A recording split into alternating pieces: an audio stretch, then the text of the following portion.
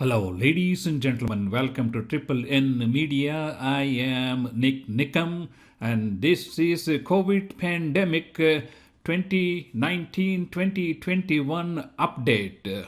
I'm coming to you live from Houston, Texas. Today, we're going to discuss the role of vaccine and the chances of people getting a reinfection.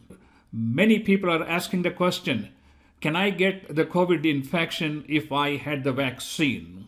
The answer is that depends. Well, I'm going to cover several different points that will improve our knowledge of what vaccine is and what COVID infection is and how we can deal with the realities in life. First of all, none of the vaccines are 100% proof. That means they don't provide 100% protection. Even in the research studies that were provided to the FDA, the efficacy of the vaccines range from like 70% with Johnson & Johnson to 94-95%. So there is a small percentage of people who can still get infected with the virus despite having received the vaccine. Let's look at it. 160 million people in this country get flu vaccine. The flu vaccine is only 50 to 60% effective. Why do we get the flu vaccine? We want to get the flu vaccine, especially the vulnerable population, such as the elderly people with multiple medical conditions like diabetes, kidney problem, or heart disease.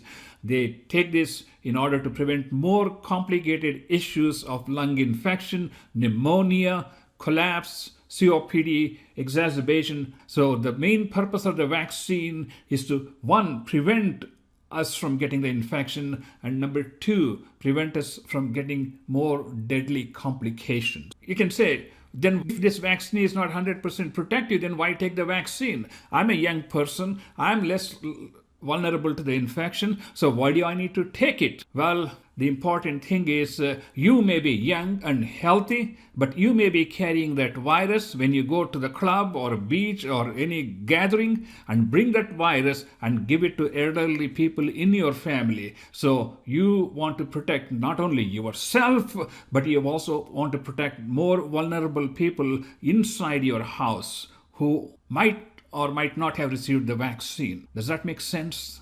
The important thing is by taking the vaccine, we are reducing the number of people in a population who can spread the infection. The more people who are taken away from this infection spreading group, there's less chance of this infection spreading to other people and thus bring down the overall infection rate in a large population. Because we are dealing with a pandemic, let's face it. So this is called the R naught value.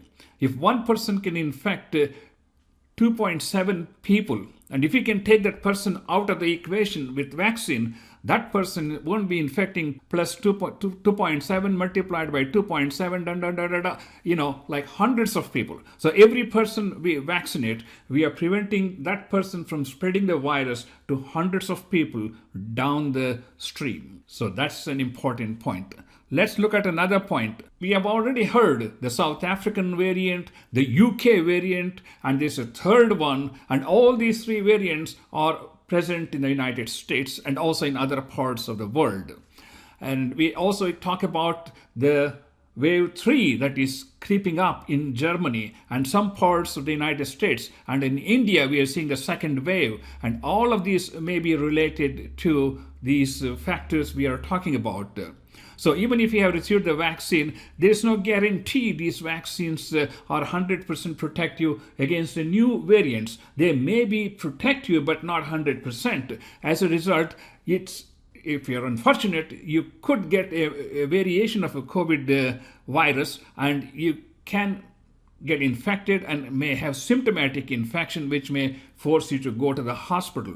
So that makes sense to take the vaccine, reduce your infection rate, and try to minimize the spread of the coronavirus in the community. The third point I want to make is a very important one, because you had the vaccine, you get a flu-like symptoms, you go to the hospital, you get the coronavirus test, it comes back positive. Now they say, oh, you got a coronavirus reinfection. Not so soon. Because time and again, these coronavirus tests, the PCR test that we are using, has been shown to have significant false positive results. Number one, these currently available tests test for the live virus, which can be transmitting the infection. They test for dead viruses or remnants of viruses, because all it is looking for is the RNA footprints of these viruses. Those viruses could have been dead, it could have been just part of the virus, and still it tests positive. So the presence of a positive test doesn't necessarily mean that you have an active coronavirus infection or you're capable of spreading the coronavirus infection. Here's an interesting study. In Israel, they looked at 180,000 people who had received Pfizer-BioNTech vaccine. Out of that, 12,000 people tested positive for the virus. Remember I told you, when you do the test, you're not only testing for the live virus, you're getting the positive test for dead virus and remnants. So out of 12,000 people, then you can't go and say these people had reinfection. The point I'm trying to make is, after you get the vaccine, if you are not having a symptomatic coronavirus infection, that is the key. If you have a positive test and if you are having no symptoms, that should not make a big difference, because the outcome is not going to be any different. The key question to ask is, are you symptomatic?